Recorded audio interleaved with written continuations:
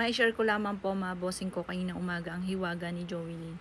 Kasi first time nangyari sa akin. Hindi ko alam kung nabalis pa ako ng mister ko kung naniwala ako dyan kasi napaniwala ako sa mga ganyan. Ang nangyari, kinikilabutan ako, sobrang sakit ng puson ko. Tapos parang may lalabas sa puwit, parang buwa ba yun o ano? Wala naman po mga bossing. Basta sobrang sakit, kinikilabutan ako sa puso, hindi naman sa tiyan. Tapos, ang ginawa ko, naisip ko lang, tinawag ko si Joelyn. Sabi ko, Joelyn, tulungan mo si mami, ang sakitan siya ni mami. Tapos, sabi ko, nakita ko mister ko, nababalis po yung naniwala kayo. Sabi ko, daddy, lamahin mo nga ako. Ang aga-aga po kasi mga bossing. Tapos, parang siguro mga, ano po yun, mga 5:30, ganyan. Kasi yan ang mga gising ko, mga bossing, or kaya minsan 5. Tapos, di nilawain ako ng mister ko. Tapos, nakakatulog ako. Hindi na ako muna nakapag-upload. Yan, pagtapos, nakakatulog ako. Tapos, nawala yung sakit ang tiyan ko. Talaga sabi ko sa mister ko, talagang nakakatakot talaga na ano, kasi hindi naman po niya ginusto po yun na mabalis ako. Pero, ang nakakatakot, kasi pagka gutom siya, yung mga ganun, ayun, na-share ko lang po sa inyo mga boss. Tapos sabi ko kay Jovelyn, pagalingin mo si mami. Ayan. Hindi ko sasabing anak ko nagpagaling sa akin, may himala. Pero ginawa ko po yung kanina. Kasi ang sakit nga po. Kagaya halimbawa, wala kami maparkingan, yun ang pinaka-common. Nakaka-parking kaagad kami. Meron nga kaming sabi, buti po nakapark kayo kasi kanina po halos lahat doon ng customer nila walang maparkingan. Kami po, ginagawa ko lang, natawag ko lang si Jovelyn. Na-share ko lang po sa inyo mga boss kasi nga po, nung nabubuhay po si Jovelyn, ayun nga po, ay siya po yung bumababa, tapos tumatayo na po siya doon sa paparkingan namin pag nakakita kami na may umalis. Ako, di ko kayang gawin yun, pero syempre, doon yung hiya ko, pero yung anak ko madiskarte. Tapos yun nga po, tinuos ko. Ang edad pala ni Jovelyn nung siya po yung nag-vlog ay 12 years old lamang.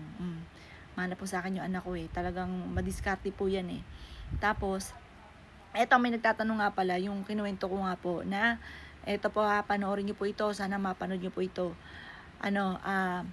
Tinatanong po nila kung saan daw po nagpabukas ako ng third eye. Kasi nga, yun nga yung kwento ko nga po na yung kakilala namin na tinadtad siya ng sugat sa katawan na hindi na nga po kami nagpamasahe sa kanya. Kasi inisip namin baka mahawahan po kami.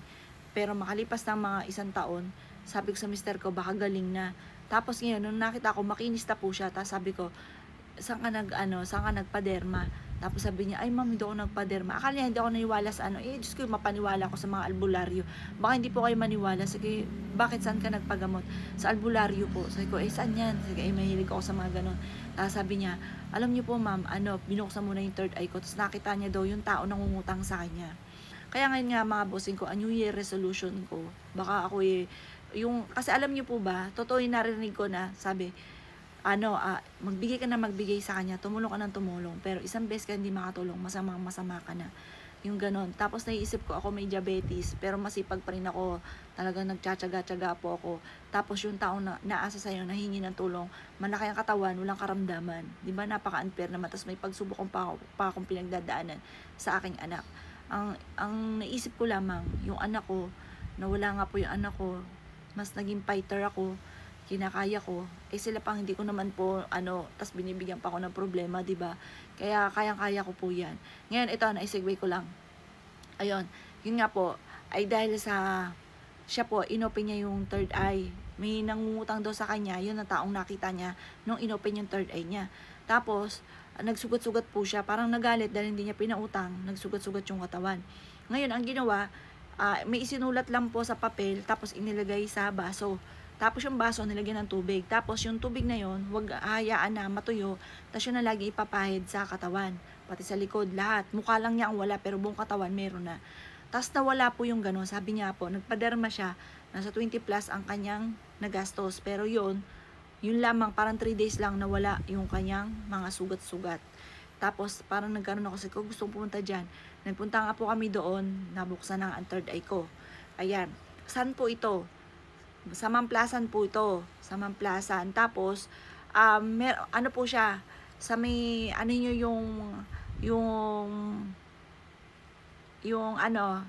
yung court nila na Ganado Hall. Yon, may ganon.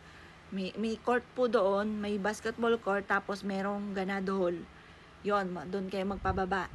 Yun po yun. Sabi niyo yung manggagamot na nagbubukas ng third eye. Ito po ay lalaki ha, lalaki. Kasi merong babae daw. Ay hindi ko kilala yung babae. Pero ang tinutukoy ko, lalaki yung nagbubukas ng third eye at hindi po babae, mga bossing. O siya, sana napanood mo ito. At kung gusto niyo puntahan, yan ay sa may Mamplasan. Sa may Mamplasan po yan. Binyan Laguna po kami, sa Mamplasan po siya. At sa may Ganado, sa may court. Doon, tapat lamang po yon, may tindahan po sila. At lalaki po yung manggagamot.